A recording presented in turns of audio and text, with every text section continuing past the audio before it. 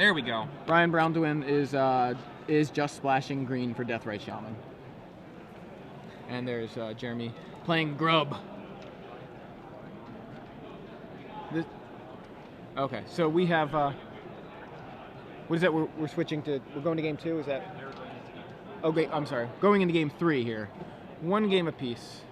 I think Jeremy just won that one. Is that what just happened?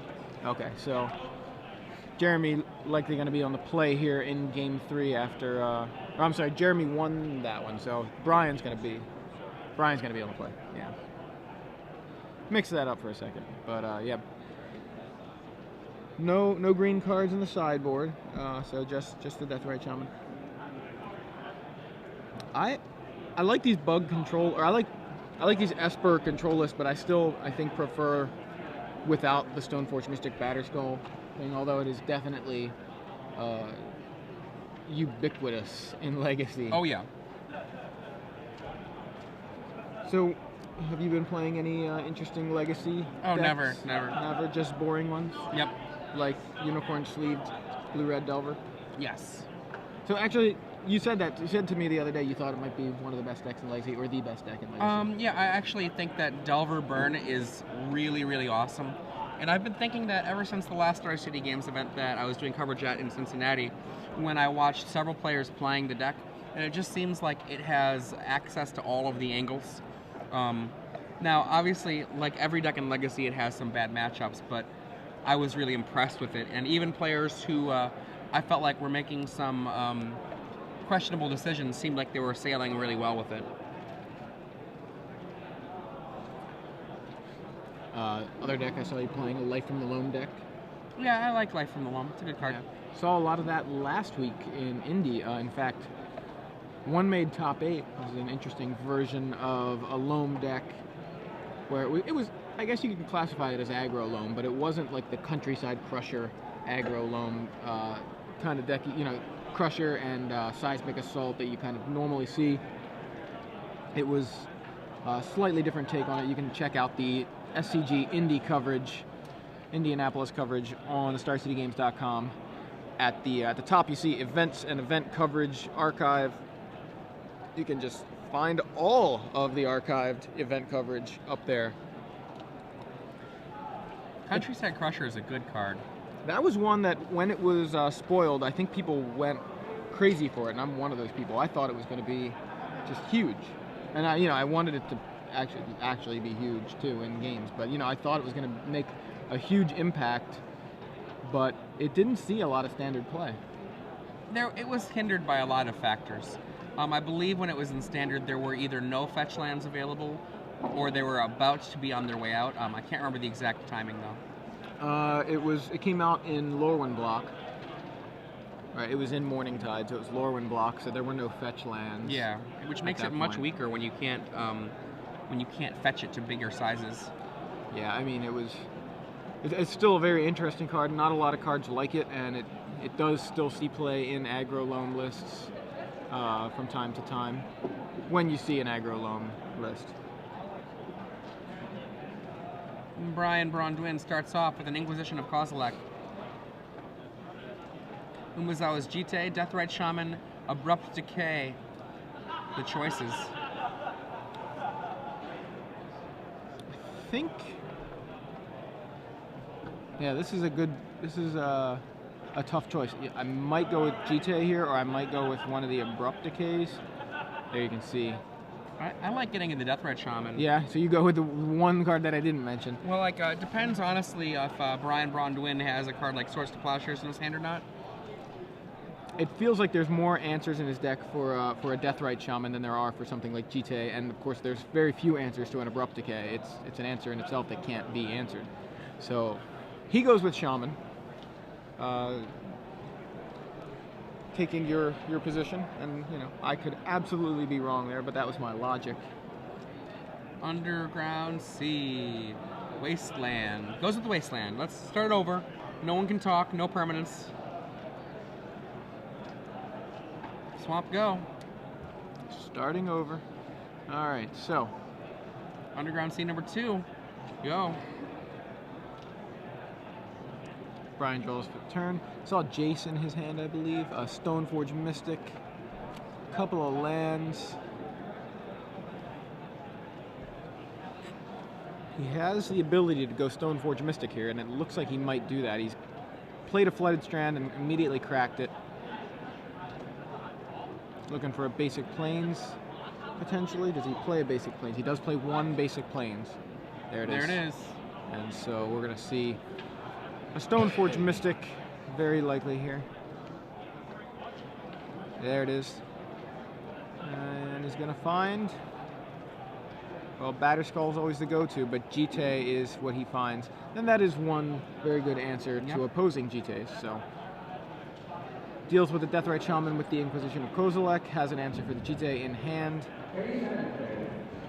Also knowing that his opponent has 2 Abrupt Decays, kind of offering up that Stoneforge Mystic if that's something that Jeremy feels like he needs to deal with. Considering the fact that Brian didn't get a Batterskull, it's not as threatening if he presumes Brian does not have a Batterskull already in hand. I think the Stoneforge Mystic's more scary when it can tap 2 and play a 5-mana spell. Or when you can tap it and 2 mana to play a 5-mana spell. Verdant Catacombs, Badlands, Volcanic Island, I believe 2 other lands, or maybe 1 other land, 2 Abrupt Decays, and Umazawa's Jite in hand. Yeah, so Jeremy very VanScoyoc, lots of mana, not many spells. Yeah, again, if his spells are just Abrupt Decay, Jite, then he really has no way to threaten what Brian, or threaten Brian's life total at all at this point in the game.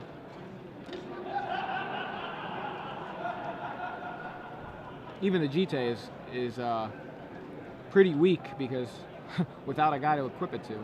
But there you see Abrupt Decay on the Stoneforge Mystic. He's going to go ahead and deal with it now.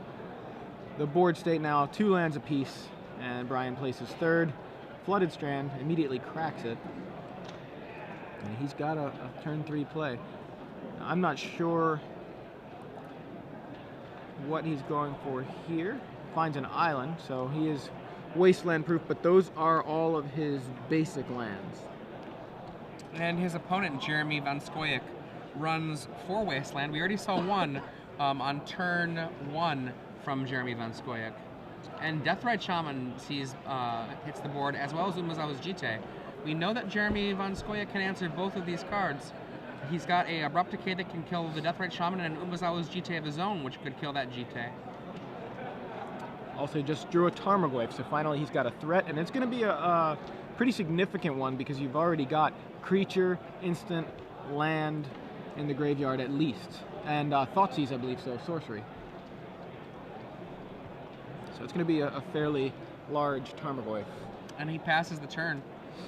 Now he wants to try to see if he can get some mana out of this. There's a Thoughtseize from Brian.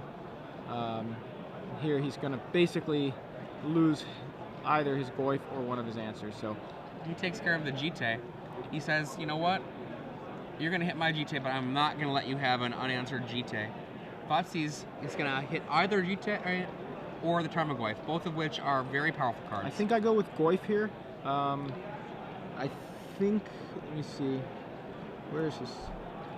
I guess we're on opposite sides. I would probably take the Jite. Yeah, I guess the Jite is a dead card until there's a creature. And then it's in a crazy card. Yes, that's true. But it gives you have time to find another answer for the Jite. However, there's not a lot of. That's what I'm pausing here for. He goes with you. He goes with the Goyf. Goes with the Goyf. Okay, so looking, he has the one Umazawa's Jite of his own. I thought he might have a second. Then eats a land from Jeremy VanScoyoc's graveyard. Cracks a land. Is going to cast a Jace, I believe.